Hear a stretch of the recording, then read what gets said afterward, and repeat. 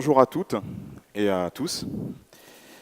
Alors tout d'abord, je me présente, je suis Hervé Loy, consultant en projet de vie. J'ai 42 ans, 3 enfants, je suis marié. Et donc j'ai fondé le cabinet Harmonie Expertise il y a une petite dizaine d'années. Donc voilà, cette année, on souffle notre 10e bougie. Alors avant de démarrer, tout d'abord, je tiens à remercier toute l'équipe du salon professionnel qui me donne l'opportunité de partager ce moment avec vous, puisque l'objectif, c'est de vous présenter de quelle manière le métier de conseillère en création et optimisation de patrimoine peut participer, contribuer à votre épanouissement personnel, mais aussi professionnel. Alors, moi tout d'abord, ma petite histoire, c'est que j'ai eu une expérience au sein d'une grande compagnie d'assurance, donc internationale, et ensuite j'ai évolué au sein d'un groupe de protection sociale, donc ce qui m'a permis de me familiariser avec l'environnement des assurances, du patrimoine, de l'épargne. Et donc en fait, ce que je vous propose, c'est de vous présenter de quelle manière, en fait, ce qui m'a motivé à devenir conseiller en projet de vie. Donc tout d'abord en vous illustrant de quelle manière ce métier est qualifié de pérenne et diversifié, en quoi ça représente une opportunité professionnelle et personnelle, et enfin, puisque fort heureusement c'est une profession qui est réglementée et reconnue, donc pour obtenir toutes les habilitations et qualifications utiles, donc voilà, de quelle manière vous seriez accompagné pour démarrer et vous développer. Est-ce que ça vous convient comme ça? Oui? Bon tant mieux parce que je n'avais pas autre chose de prévu. Voilà. Alors, tout d'abord, on part d'un constat, c'est que j'ai envie de vous dire que madame et monsieur tout le monde se posent toujours les mêmes questions. On est dans l'ère de l'ultra-information entre les réseaux sociaux, Internet, la presse spécialisée, etc., etc. Pour autant, on n'est pas forcément bien informé. Est-ce qu'on a les bonnes informations? Est-ce qu'elles sont pertinentes? Est-ce qu'elles sont vraiment adaptées à ses attentes et à sa situation? Alors après, si tant est qu'on pense avoir trouvé la bonne information, comment la mettre en pratique? Comment se l'approprier? Est-ce qu'on a besoin d'accompagnement? Etc., etc. Donc beaucoup de questionnements, beaucoup de problématiques qui fait que soit on met du temps à mettre en œuvre la réalisation de ces projets, soit on ne fait pas. Et malheureusement, on perd du temps et on perd aussi du pouvoir d'achat. Donc voilà, c'est un constat qui est intergénérationnel, voilà, quelle que soit sa situation, quels que soient ses objectifs, ses attentes. C'est le constat que me font les personnes qui me sollicitent au quotidien. Alors, quelles sont les attentes, quels sont les besoins, les objectifs? J'ai envie de vous dire, c'est tous les projets de vie qui vous viennent naturellement ou qui s'imposent à vous. Comment sécuriser son quotidien en cas d'aléa de la vie, en cas de maladie, accident, incapacité, invalidité. Comment financer l'achat de sa résidence principale, que ce soit un appartement ou une maison. Comment financer les études des enfants, comment préparer sa retraite. Ça, c'est souvent les questions qu'on se pose en tant que particulier. Les chefs d'entreprise aussi ont des vraies problématiques, ont des vrais questionnements. Alors, c'est vrai que la première idée, c'est de développer son entreprise, de faire en sorte qu'elle fonctionne bien. Néanmoins, un chef d'entreprise reste un être humain, donc qui convient aussi de protéger. Donc les mêmes questions, comment optimiser sa situation personnelle mais aussi professionnelle, avec ce qu'on appelle des effets de levier fiscaux, par exemple, mais aussi des solutions de protection, ce qu'on appelle de la prévoyance, pour faire face aux aléas de la vie. Un chef d'entreprise aussi a des obligations professionnelles, donc vis-à-vis de ses salariés, de proposer des solutions type mutuelle santé, prévoyance. Voilà, donc énormément de questions, que l'on soit particulier ou professionnel. Et pour autant, on n'a pas toujours les réponses ou toujours l'accompagnement qui va bien, qui permettent de pouvoir se consacrer à d'autres choses, à d'autres priorités. Alors, dans ce contexte, qu'est-ce qui est apprécié dans le métier de création et optimisation du patrimoine? C'est déjà, la première vocation, c'est de l'information. On informe et on sensibilise même sur des sujets qu'on ne soupçonne même pas. Je vais évoquer un sujet qui reste encore tabou, qui est celui de la dépendance. Donc, L'espérance de vie est de plus en plus longue, donc on vit de plus en plus longtemps, mais pas forcément dans un très bon état. Et pour autant, on n'a pas toujours fait le nécessaire pour soit se protéger ou protéger aussi ses parents. Donc voilà, de l'information, de la sensibilisation. Et une fois qu'on a apporté ces informations, on peut apporter des conseils et des préconisations personnalisées. Alors les conseils, ça peut être tout simplement aller voir un notaire, aller voir un expert comptable, aller voir un avocat. Et après, le cas échéant, si besoin, proposer aussi des solutions clés en main, que ce soit des solutions d'assurance, des solutions d'épargne, d'investissement ou autres. En tout cas, des solutions sur mesure qui peuvent être couplées, associées, dans l'objectif de proposer une solution sur mesure pour réaliser les objectifs d'aujourd'hui, mais aussi de demain, voire après-demain. Et donc, ce qui amène aussi un accompagnement dans la durée, parce que c'est aussi ce qui est très apprécié. Parce qu'il ne s'agit pas de tout simplement mettre en place une solution, apporter des conseils, mais après, on évolue tous dans le temps, que ce soit professionnellement ou personnellement. Et donc, il convient de s'assurer que les solutions qui ont été mises en place à un moment donné soient toujours en adéquation avec son évolution, avec sa progression.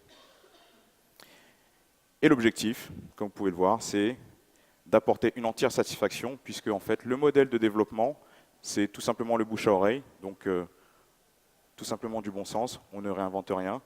Et le bouche à oreille, ça se mérite. Ça se mérite de quelle manière? C'est en apportant justement de la satisfaction aux personnes qui nous sollicitent.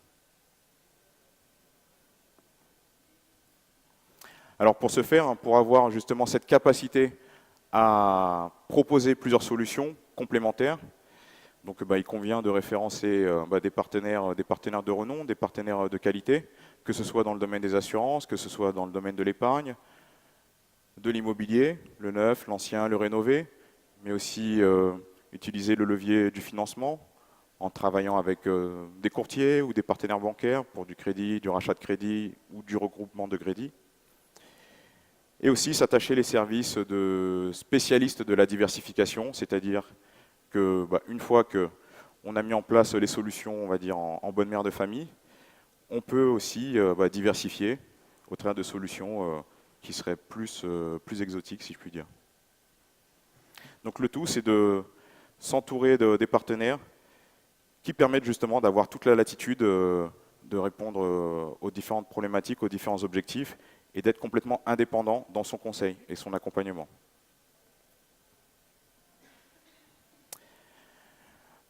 Alors, ce que je vous propose maintenant, c'est de vous illustrer qu'est-ce qui nous permet de qualifier cette opportunité d'épanouissement personnel et professionnel, puisque en fait, c'est aussi un constat de l'ensemble de nos confrères, de notre communauté. Alors, on a identifié quatre éléments clés qui, en tout cas, nous a motivés à tous travailler ensemble, à commencer par la liberté d'entreprendre à son propre rythme, pouvoir maîtriser son agenda, donc soit à la semaine ou je dirais même sur toute une année. C'est aussi pouvoir profiter de l'accompagnement et de la dynamique d'une équipe, puisque certaines personnes peuvent partir de zéro, avoir absolument aucune expérience. Pour autant, pouvoir démarrer, être accompagné par un tuteur, un parrain ou une marraine, pour être accompagné dans son démarrage, dans son développement, dans sa formation, pour acquérir au fur et à mesure les habilitations, les certifications qui vont bien.